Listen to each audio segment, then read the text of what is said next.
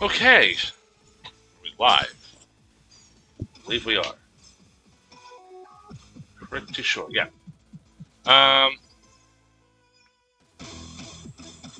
Getting a few more things settled. Okay, yeah, I think we're good. Hi, everyone. Hi, everyone. I'm JimClassic, and you are watching Geekin It.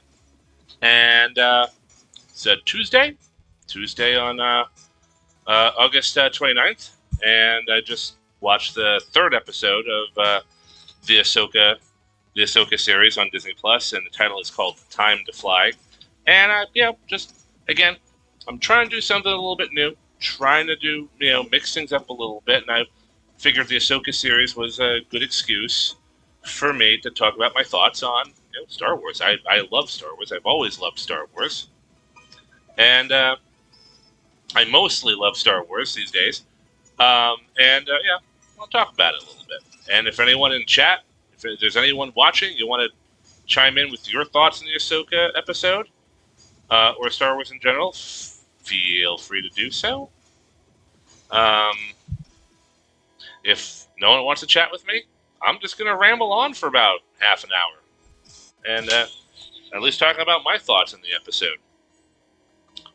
And that's kind of it. Excuse me. Now, last video, when I did this last week, I'm trying to tilt my microphone away from me a little bit more because I think I'm going to have to get like some kind of a mini pop mic for my headset because I popped a little bit too much when I was talking. But anyway, so yeah. Ahsoka, episode 3, Time to Fly.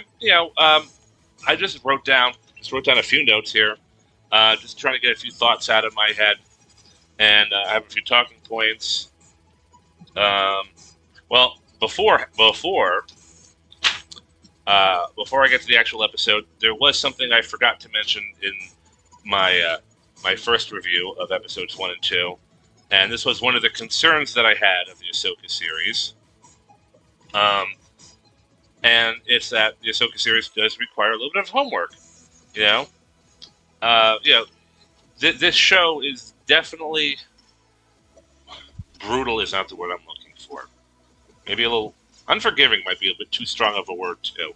But the Ahsoka series is definitely not for Star Wars newbies because there's so much backstory that the show is not entirely explaining, and my concern is that might hurt the show.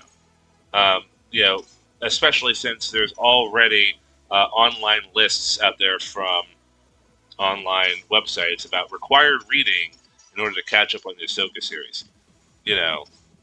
I think Dave Filoni is just assuming too much that the viewer is going to know everything, or maybe a few things were explained in episode 3 that were not explained in the first 2 episodes. So maybe they're going to explain everything a little bit at a time.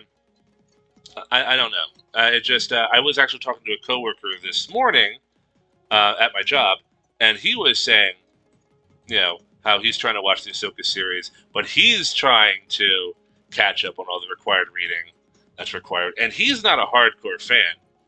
This guy is practically a casual. And not that there's anything wrong with that, but, I know every reference in the 3 episodes that I've watched so far. He knew none of them. That's all I'm trying to say. He's trying to do the required reading. So, yeah, we'll see. But I'm hoping that doesn't hurt the show, but I wouldn't be surprised if that's a factor if it does end up hurting the show. But anyway, so the episode, Time to Fly, was the 3rd episode, premiered today. And I just want to talk a few things about it. I'll be talking a few spoilers. I'm not doing a detailed moment-by-moment review of the episode. Quite frankly, I'm still a little bit too scatterbrained to do something like that. But ultimately, I did like the episode. I thought it was fine. The weird thing is, to me, though, even though it's the 3rd episode in this series, it already kind of felt like a little bit of a filler. And that's more or less because I think the show was more action than it was plot. And that's not always a bad thing. Sometimes just watching a fun space battle is really all you need to entertain yourself. But we're picking up where episode 2 left off, and that is this hyperdrive engine has been stolen from not Coruscant, Corellia. Hyperdrive engine has been stolen from Corellia. We found out it had to do with Morgan. Ahsoka and Sabine are trying to chase it down in her spaceship and doing the Jedi training. Hera is trying to gain the support of the New Republic Senate because they need backup. Hera is concerned, like, look, we just got out of a war. We don't want to go back into a war. Let's try and stop one before it happens, because she's convinced that Thrawn is coming back. And the Republic doesn't really believe her. And I guess they're falling into the old bad habits of the old Republic right there. Now we see Mon Mothma. Now it's confirmed that she was Chancellor of Chancellor of the New Republic after the rebellion. I don't know if the expanded universe ever covered that. The expanded universe might have covered it. Mon Mothma, I think, was in the expanded universe books and everything. But I could be wrong with that. I'm a little fuzzy on the expanded universe. It's been a long time for me. But I enjoy Mon Mothma showing up every once in a while. Is a nice treat. I mean, not that she's played a vital role to Star Wars off camera, but it's nice to see the actress come back from the prequel trilogy at least, because it's not the same actress from Return of the Jedi, but I'm pretty sure it's the same actress from when we see her as a younger woman in the prequel. So that's always kind of cool. Excuse me, all this talking making me thirsty. But yeah, so the New Republic really doesn't want to help out Hera, and they kind of one of the senators, who I don't remember his name now, but he kind of throws it. Oh, you're just doing this because you're trying to find Ezra Bridger, and you just have to accept that he's dead and not coming back. And there could be more to the senator. I wish I could remember his name now. Now this is what happens, right? I only took down a handful of notes, but maybe he might play a vital role later. Maybe we'll find out he was actually an Imperial loyalist. Maybe we'll find out he's loyal to Thrawn. We'll find out. But yeah, so Ahsoka and Sabine get the bad news that there's no help coming their way. They're on their own, and Hera is likely going to show up. Probably, likely she's going to be flying on the Ghost at some point. I'm hoping Zeb's going to be with her.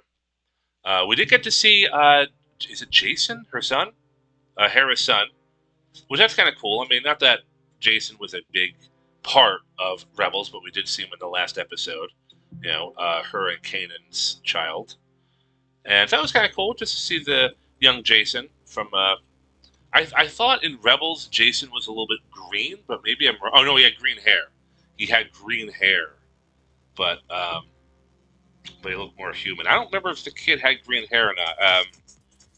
If he did have green hair, I didn't spot it. But, yeah.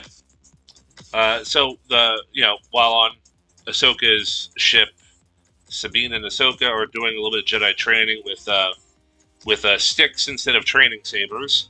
They probably don't have access to training sabers at this point.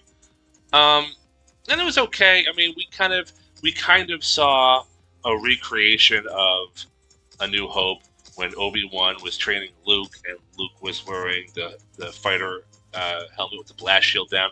We had a moment where Sabine had the blast shield down, and I mean, she didn't say it word for word, but she did say, how am I supposed to fight if I can't see? And Sabine doesn't have the same talent as Luke, apparently, because she didn't do as well. But I mean, it's demonstrated that she's still stumbling and fumbling with the Force, and I'm not gonna lie, I'm not 100% sure I'm buying that yet, because I mean, Rebels barely touched upon her aptitude with the Force, and I feel like, I don't know, it just doesn't. I understand if Ahsoka is training somebody. I just don't know if Sabine's the right person for this yet. I mean, most likely, at the end of the series, we'll know if how well she does with the Force or not. I'm, if she does do well, I guess she'll use her Force powers and her Mandalorian combat skills, and maybe do something unique with that. That could be interesting. I mean, the Mandalorians, all their tricks and gimmicks, the jetpacks, the grappling hooks, the flamethrowers, all of the mini missiles that come out of the gauntlets. I mean, all of that stuff, isn't that pretty much designed to try to fight the Jedi on semi-equal terms anyway? So it would be interesting, to see a Mandalorian Jedi while using all the interesting tricks and gadgets and stuff while having the Force. And if they can pull it off, great. I'm not against Sabine becoming a Jedi or a Force user. I'm just not sure I'm convinced yet. But we'll see. I will have to say this: I do like. I'm gonna butcher this name. Huyung, the droid, the Jedi training droid. I really do like Huyung. He's voiced by David Tennant, probably one of my favorite doctors from Doctor Who. And who am I kidding? He's everyone's favorite doctor. But I sorry. What was I saying? I do like. He's your typical droid. I mean, he kind of reminds me of a more mellowed out K2SO. Basically just dishes out the brutal honesty. He does not believe Sabine is going to be a Jedi, not by a long shot. And he's just very candid about his appraisal. Kind of interesting seeing him training with Sabine. Like he had these, like almost like a General Grievous moment with the 4 arms, but they were training. They weren't even training sabers. They were just like hologram flashlights. And I guess he was testing her, combat, her swordplay, and apparently the flashlight hologram thing kept track of all of the strikes. So that was kind of interesting. And like I said, Huyung is pretty fun. He's, he's a lot like K2SO. Like I said, he's just kind of a jerk. He's brutally honest, and I'm liking him. So far, he's my favorite character. He's got Huyung has got more of Ahsoka's personality than Rosario Dawson's portrayal of Ahsoka so far. Which I'll get to that later. But the rest of the episode's fine. They find at the end of episode 2, we see this gigantic hyperspace ring with the Super Star Destroyer hyperdrive engines on it. And, they come in that hyperspace. What was it? The Denab system? Come out of the hyperspace in the Denab system.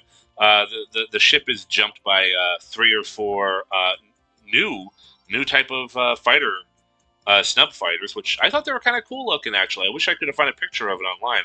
It's still a little early for that. But these new starfighters kind of look like World War II propeller planes, minus the propellers. But they had like a very World War II vibe to them. And their laser guns even kind of fired like the rapid fire machine guns on those old planes. So I kind of liked it. One of the one of the fighters was piloted by Shin, who's Baylan Skoll's apprentice. She's the one that ran Sabine through in the episode at the end of episode 1. And there's definitely some tension going on between Ahsoka and Sabine, which is fine. There's obviously some negative history that happened between them off camera. And they kind of work against each other at first, and then they eventually realize they have to work together to win this, and they work that out, and they at least take out one of the 4 fighters, and they avoid getting destroyed. At least they did take a couple of hits, and Ahsoka had to take some matters into her own hands by going out onto the ship in a spacesuit and deflecting some of the blaster bolts with her saber, which that was kind of cool. You don't really see a lot of spacewalking going on in Star Wars, except for actually, you really don't. I mean, Clone Wars. You saw a little bit of that in Clone Wars, I guess. But it was, it was fun, and they ultimately get their scans of the thing. They go down into the planet and hide from the other snub fighters. And the droid is just basically saying, like, look, this is and we see the Purgles. This is the first time is this the first time we've seen the Purgles in live action? We see shadows of them in the third season of Mandalorian.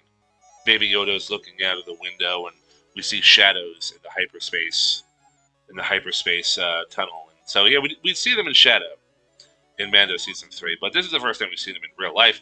I mean, not that we see Purgles all the time. We saw them like once or twice in the Clone Wars, and we saw them once or twice in the Rebel series. And apparently, our villain Morgan is trying to go to this other galaxy with his giant hyperspace ring, following the path of these Purgles, which, okay, interesting take. And that's more or less where the show ends up. I think Baylan Skoll sends his droids out to hunt for Ahsoka, and that's pretty much how the episode ends. It was very simple plot. We need to go to location. We get shot at. We live. Here's some information. It was very, very basic stuff. The episode didn't. It didn't really. It was fine. It was a fine episode. We need to get from A to B, and we need to get to B alive, and that's what happened. That was mostly it. The episode was about 37 minutes. I would say 25 of those minutes was, space dogfights. I'm okay with that. Sometimes I'm okay with that. I'm not expecting Ahsoka to reinvent Star Wars, even though I'm sure somebody's going to try and do that. I don't know. But,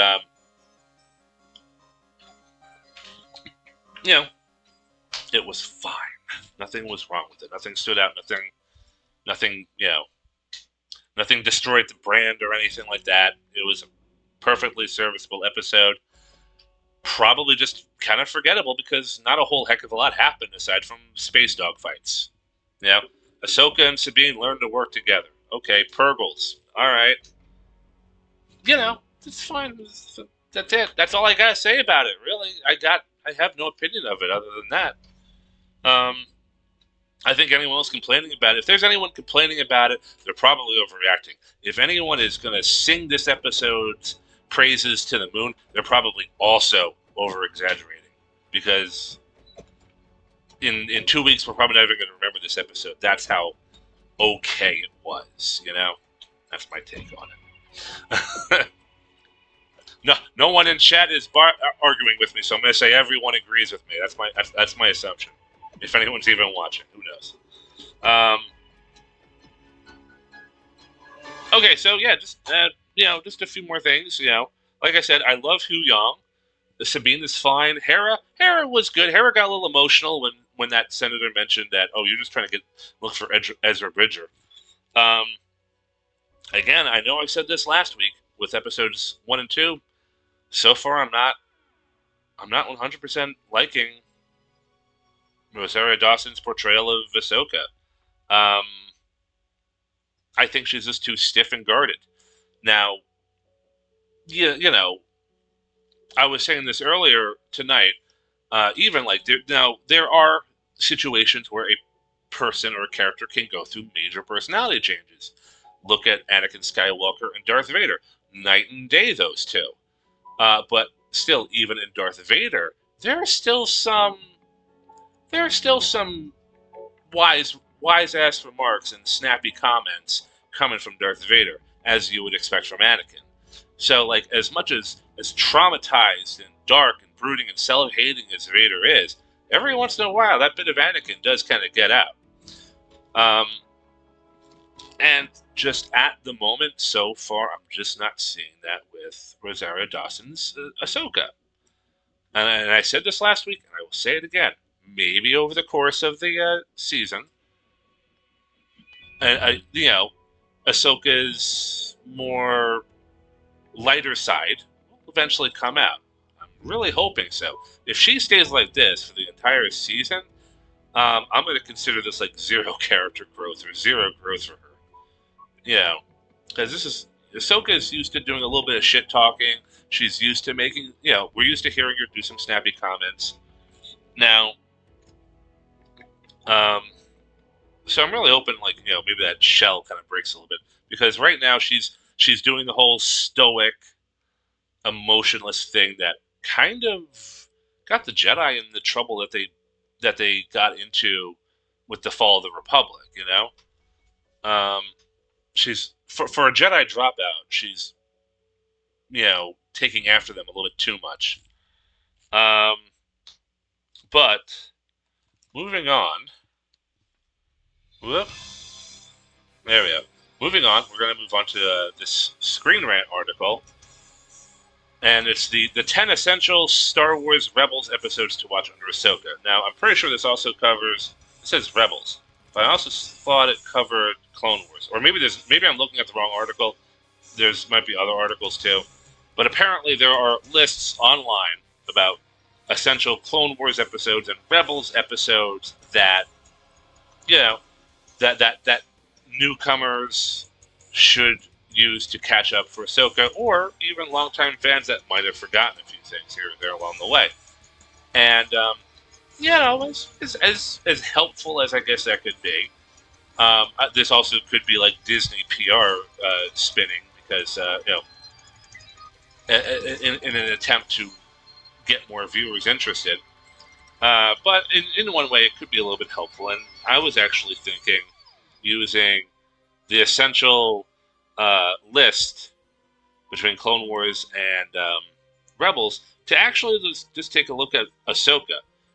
Maybe I'm wrong. Maybe Ahsoka does her personality change by Rebels, because I remember her being more toned down in Rebels, but I don't remember how toned down she was. Maybe I'm wrong about the whole personality, about her flat personality in the show. So I've been thinking of maybe going through some select Clone Wars episodes and some select Rebels episodes and just basically say, hey, look, how is Ahsoka changing throughout these episodes?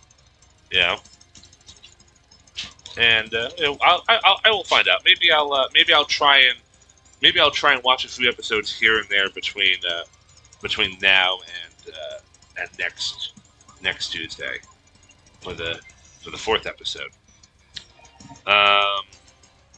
But I mean, really, that's all I gotta say right now. That's all I got. Episode 3, Time to Fly. It was serviceable. Yeah. It was just a fun space adventure. It was mostly spaceships and not as much plot. It was a little bit of plot, enough plot, I guess. Maybe they could have squeezed in a little bit more but whatever. It was fine. It was good. I liked it. That's all I got. I'm still new at this. I'm still trying to figure this whole thing out. I'm hoping, as I am hoping Ahsoka becomes more personable throughout the series, I'm hoping to be doing a better job at this. Anyway, I was hoping for some engagement, but whatever. Maybe that's just not possible. Maybe I'm just too small for anyone to notice. I don't know. But either way, I'll be uploading this on my YouTube channel. If anyone wants to comment on once I put this on YouTube channel, did you like Ahsoka episode 3? Did you hate it? Why do you like it? Why do you hate it? Do you agree with me? Do you think I'm full of crap? Let me know. Anyway, I think I'm done. I think I'm out of things to say. So yeah, if anyone's out there watching, thank you for watching. I'm JimClassic. You have been watching Geekin It, and well, I will see you next time. Take care, everybody.